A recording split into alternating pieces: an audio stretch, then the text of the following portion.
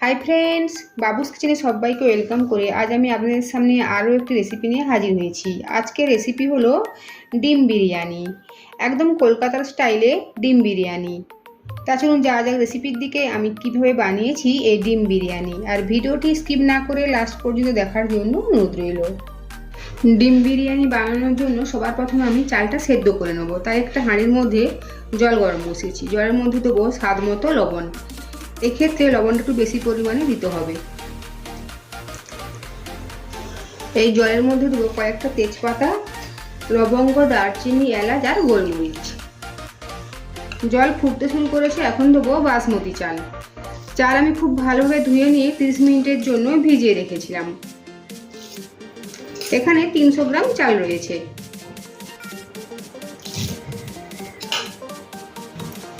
চালটা একবার জলের সাথে নেড়ে নেবো, আর গ্যাসের ফ্লেম মিডিয়াম টু হাই রেখে চালটা 80% সেদ্ধ করে নেবো। সাথে দেবো 2 চামচ মতো সাদা তেল। এর ফলে ভাতটা কেউ কারো গায়ে জড়িয়ে যাবে না। চাল সেদ্ধ হতে থাক, এদিকে আমি একটা মশলার মিশ্রণ বানিয়ে নেবো। একটা বাটির মধ্যে নিয়েছি 2 বড় চামচ টক দই। এখন টক দইয়ের মধ্যে দেবো কিছু গুঁড়ো মশলা। দেবো হলুদের গুঁড়ো, কাশ্মীরি লাল লঙ্কার গুঁড়ো, আর একদম অল্প পরিমাণে লাল লঙ্কার গুঁড়োতে ঝালের জন্য। জিরের গুঁড়ো 1 চামচ, ধনে গুঁড়ো 1 চামচ, দেবো 1 চামচ চিনি টেস্টটাকে ব্যালেন্স করার জন্য, দেবো স্বাদ মতো লবণ। সব কিছু ভালো করে মিশিয়ে নেব। টক দইয়ের সাথে সমস্ত গুঁড়ো মশলা খুব ভালো করে মিশিয়ে নিয়েছি। ডিম বিরিয়ানি বা এগ বিরিয়ানি বানানোর জন্য আমি এখানে 4টে সেদ্ধ ডিম নিয়েছি, আর সাথে নিয়েছি আলুগুলো আমি সেদ্ধ করে নিয়েছি। এখন ডিম আর আলুর মধ্যে অল্প পরিমাণে হলুদের গুঁড়ো দেবো, আর দেবো অল্প পরিমাণে লাল লঙ্কার গুঁড়ো। ডিম আর আলুর মধ্যে ভালো করে মিশিয়ে নেব। সাথে নিয়েছি পেঁয়াজের বেরেস্তা। এখানে আমি 2টো মিডিয়াম সাইজের পেঁয়াজ বেরেস্তা ভেজে নিয়েছি। ভাত এখানে 80% সেদ্ধ হয়ে গিয়েছে। ভাত থেকে খুব ভালোভাবে ফ্যানটা ঝরিয়ে নেবো। তারপর একটা বড় পাত্রের মধ্যে ভাত ঢেলে নিয়ে ফ্যানের তলায় শুকনো করে নেব। যে কড়াইতে আমি পেঁয়াজের বেরেস্তা ভেজেছিলাম ওই কড়াইতে এখনও তেল রয়েছে। ওই তেলের মধ্যে এখন দেবো সেদ্ধ করে রাখা ডিমগুলো ভেজে নেব। ডিমগুলো হালকা করে ভেজে নেবো, নইলে ওপর থেকে শক্ত শক্ত হয়ে যাবে। ডিমগুলো ভেজে নিয়েছি, তুলে নেব। এখন এই একই তেলের মধ্যে আলুগুলো দিয়ে একটু ভেজে নেব।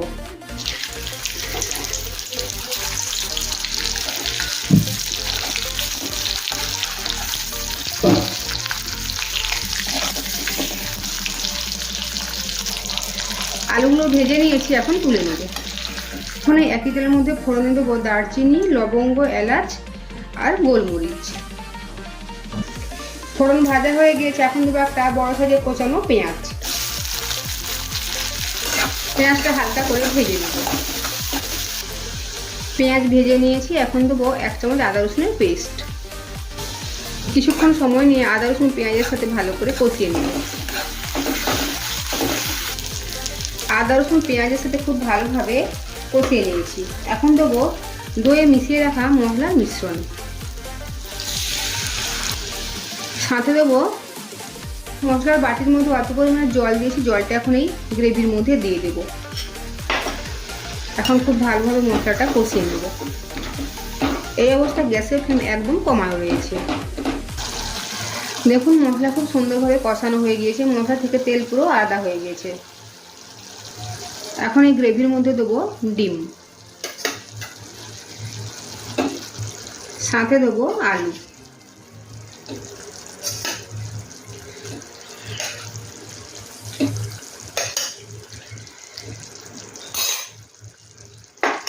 গ্রেভির সাথে ভালো করে মিশিয়ে নেব।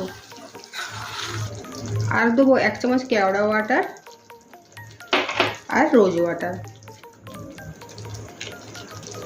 আবারও একবার মিশিয়ে নেব, আর 2 মিনিটের জন্য রান্না করে নেব। 2 মিনিট হয়ে গিয়েছে, গ্যাসের ফ্লেম অফ করে দেবো। এখন যাব নেক্সট প্রসেসে। এখন বিরিয়ানিটা লেয়ারিং করার জন্য একটা বড় কড়াই নিয়েছি। কড়াইয়ের মধ্যে দেবো 1 চামচ পরিমাণে ঘি। ঘিটা ভালোভাবে কড়াইয়ের চারিপাশে লাগিয়ে নেব। ঘি চারিপাশে লাগিয়ে নিয়েছি। এখন দেবো ফার্স্ট লেয়ারে রাইস।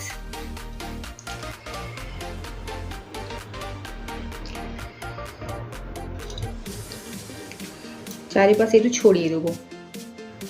ভাতের ওপরে দেবো ডিম, আলু আর ডিম।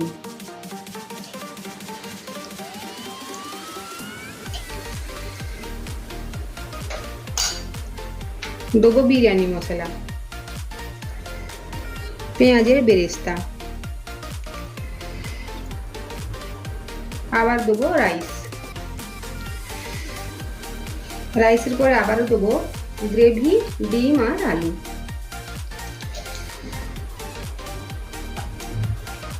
দেবো বিরিয়ানি মশলা, দেবো পেঁয়াজের বেরেস্তা। বাকি যে ভাতটা রয়েছে ওটা উপর থেকে পুরোটাই দিয়ে দেবো। পুরো রাইসটাই দিয়ে দিয়েছি। এখন দেবো বিরিয়ানি মশলা, দেবো কেওড়া ওয়াটার, রোজ ওয়াটার, আর সবশেষে দেবো বিরিয়ানি এসেন্স। দেবো 2 চামচ পরিমাণে ঘি।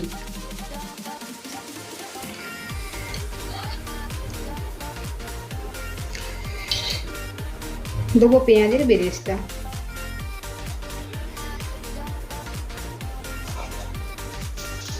এগ বিরিয়ানির জন্য লেয়ারিং পুরোপুরিভাবে কম। এখন ওপর থেকে দেবো একটা ফয়েল পেপার। আপনারা চাইলে আটা মেখে সেটা দিয়ে মুখটা সিল করে দিতে পারেন। এর ওপরে হাঁড়ির ঢাকাটা লাগিয়ে দেবো।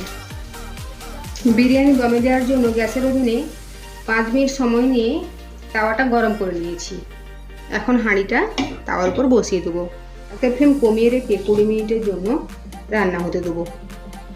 20 মিনিট হয়ে গিয়েছে। এখন গ্যাসের ফ্লেম অফ করে দেবো। আর ঠিক এই অবস্থায় আরও 10 মিনিট রেখে দেবো। 10 মিনিট পর ঢাকাটা সরিয়ে নেব।